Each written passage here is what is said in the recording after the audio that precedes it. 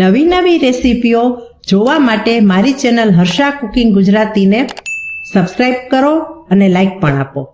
વ્રત કે ઉપવાસમાં બધાનું પેટ ભરાઈ જાય તેવા શક્કરિયાના ફરાળી વડા.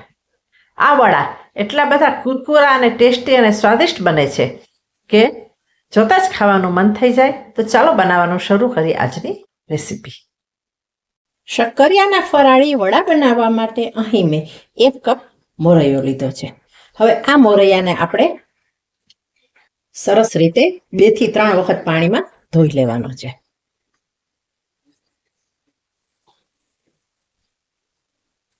એક કપ મોરૈયાના માપની સામે મેં 200 ગ્રામ શક્કરિયું લીધું છે. શક્કરિયાની છાલ ઉતારી અને આપણે પીસીસ કરવાના છે. શક્કરિયાને પહેલા મેં સરસ રીતે ધોઈ લીધું છે. શક્કરિયાને સારી રીતે ધોઈ લેવાનું છે કે શક્કરિયામાં ખૂબ માટી હોય છે. હવે શક્કરિયાના આપણે ટુકડા કરી લેશું. ગેસ ઉપર કુકર રાખેલું છે, ગેસને શરૂ કરેલો છે અને હવે ધોયેલો મોરૈયો આપણે અંદર ઉમેરી દઈએ. મોરૈયો ઉમેર્યા પછી જે કપના માપથી આપણે મોરૈયો લીધો છે તે 2 કપ ભરીને આપણે પાણી એડ કરી દેશું અને હવે તેની અંદર આપણે આ છાલ ઉતારેલા શક્કરિયાના ટુકડા ઉમેરી દઈએ.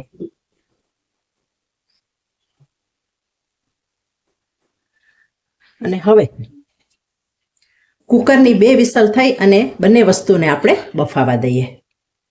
એટલો આપણે મોરૈયો લીધો છે તેનાથી એ જ કપના માપથી 1/2 કપ સિંગદાણા લીધા છે. સિંગદાણા થોડા શેકાઈ જાય એટલે ઠંડા થઈ આપણે તેની છાલ ઉતારી અને મિક્સર જારમાં કોર્સલી ગ્રાઇન્ડ કરી લેવાના છે.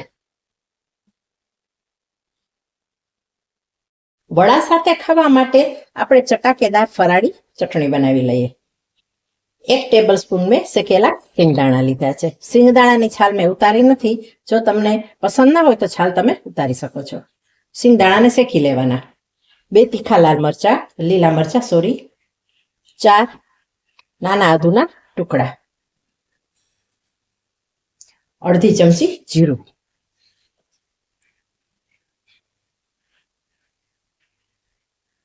સ્વાદ મુજબ ફરાળી મીઠું એટલે કે સિંધાલું મીઠું,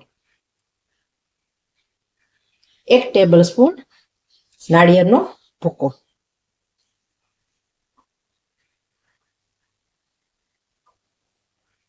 એક વાટકી કોથમરી,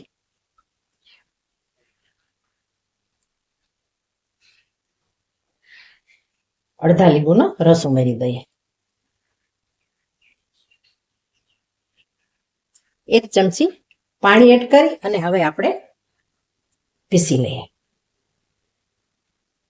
ગેસની મીડિયમ ફ્લેમ પર મોરૈયો અને શક્કરિયા બફાઈ ગયા છે, જોઈ શકાય છે.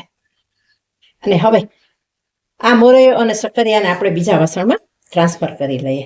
હવે તેને આપણે મેશ કરી લેશું.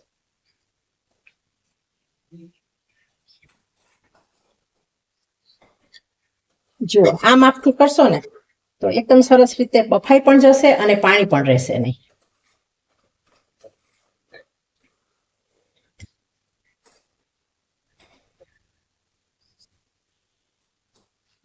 શક્કરિયા અને મોરૈયાનું બાફેલું મિશ્રણ ઠંડુ થઈ ગયું છે. હવે તેમાં 1 ચમચી મરચા આદુની પેસ્ટ ઉમેરી દઈએ,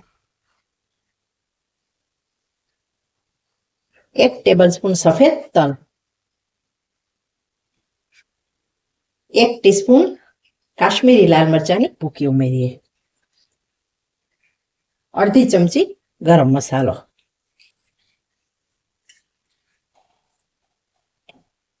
અડધી ચમચી શેકેલા જીરાનો પાવડર. આમાંથી જે કોઈ તમે મસાલા કે વસ્તુ ના ખાતા હોય ને ફરાળમાં તેને સ્કીપ કરી શકો છો. અડધી ચમચી મરીનો ભૂકો, સ્વાદ મુજબ સિંધાલું ફરાળી મીઠું, 2 ટેબલ સ્પૂન કોપરાનો ભૂકો અને સિંગદાણાનો કોર્સલી ગ્રાઇન્ડ કરેલો ભૂકો.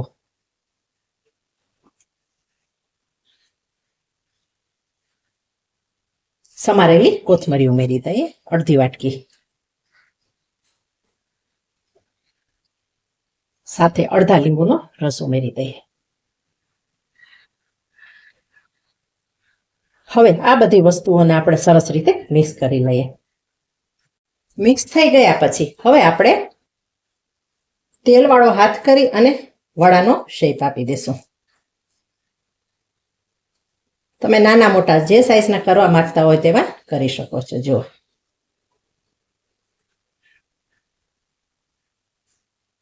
બધા જ વડા આ રીતે આપણે વાળી લઈએ.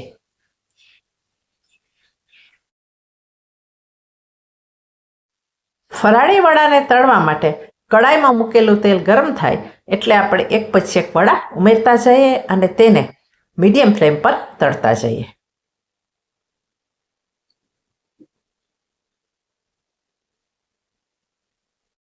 અહીં 5 મિનિટની અંદર વડા બ્રાઉન કલરના એકદમ સરસ એવા ફ્રાય થઈને તૈયાર થઈ ગયા છે. બધા જ વડાને આ રીતે આપણે ફ્રાય કરી લઈએ. ફરાળી ચટણી સાથેના ફરાળી શક્કરિયાના વડા બનીને તૈયાર થઈ ગયા છે. હવે મળીશું બીજી જ નવી રેસીપી સાથે.